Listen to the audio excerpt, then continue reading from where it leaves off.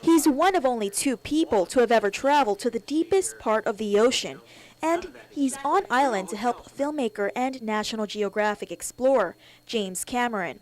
It was 1960 when Don Walsh took the adventure of a lifetime.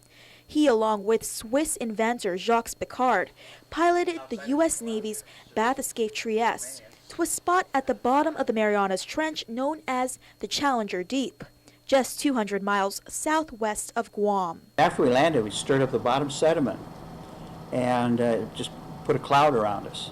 Now that's happened with every dive, but in a few minutes that cloud of sediment drifts away because there's current, right down the deepest place in the ocean. In this case, it didn't. It was like sitting in a bowl of milk, and after about 20 minutes, the view outside had not improved at all. It's just like somebody put white paint on the outside of our window. And so after that, we decided that it wasn't going to be productive to stay down there much longer, and we needed to get back up to the surface. Walsh first encountered now Oscar-winning director James Cameron in the early 1980s during the filming of the movie Abyss, where Walsh provided consultation at the beginning of the project.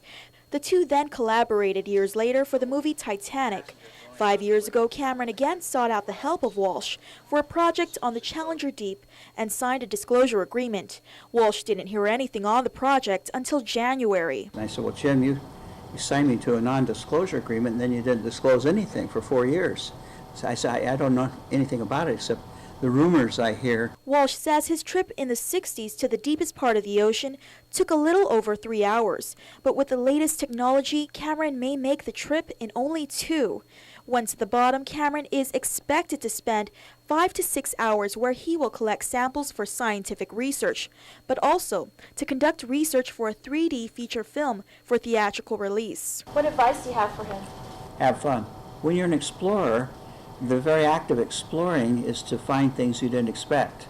You can suspect things, I guess, like there's going to be life down there. It's going to be unusual.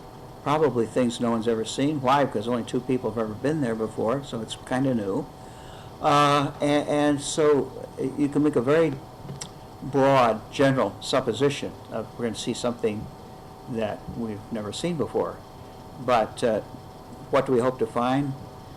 Stay tuned. KUAM has confirmed that Cameron is now on island with a team of scientists from all over the world that will take part in the adventure. Reporting for Guam's News Network, I'm Crystal Paco.